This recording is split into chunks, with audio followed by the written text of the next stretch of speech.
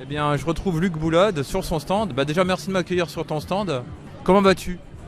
Bien, je vais très bien. La convention se passe bien, globalement, ça va, ouais, content. J'étais déjà venu l'année dernière.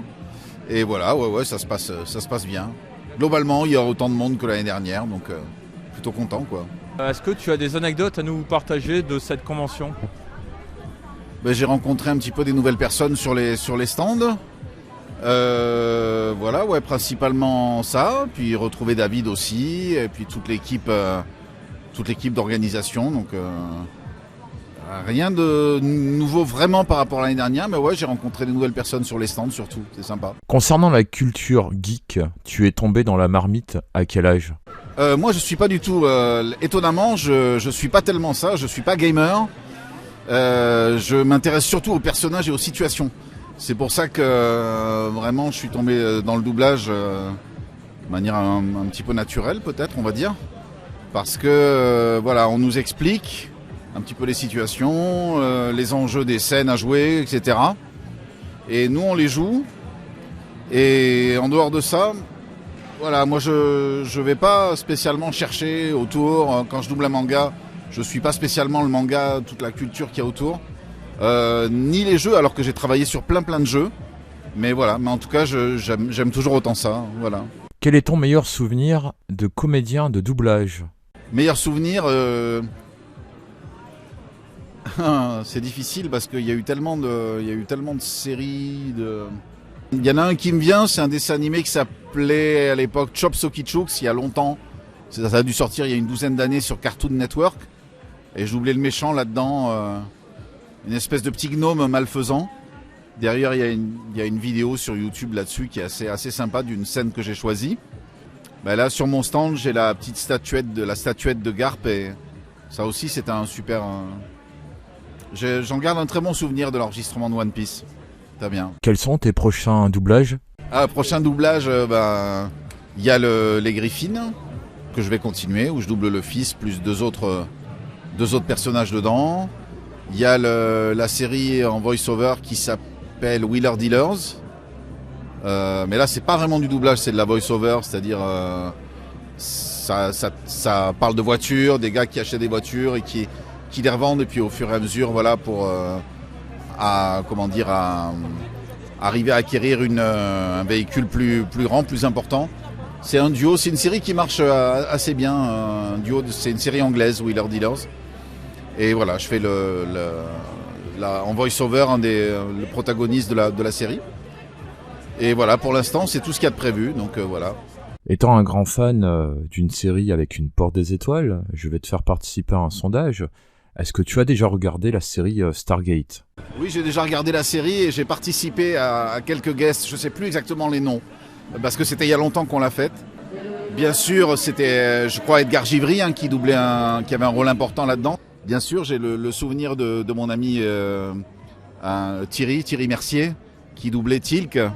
Et voilà, j'aimais vraiment beaucoup ce comédien qui avait une voix assez... On le castait souvent sur des rôles de gars, de mecs un peu lourds, on va dire, vocalement, de balèze. Alors qu'en fait, je l'ai vu bosser sur des sitcoms. Il était merveilleux sur des sitcoms. Il pouvait faire énormément de choses, Thierry. C'est un comédien hyper polyvalent.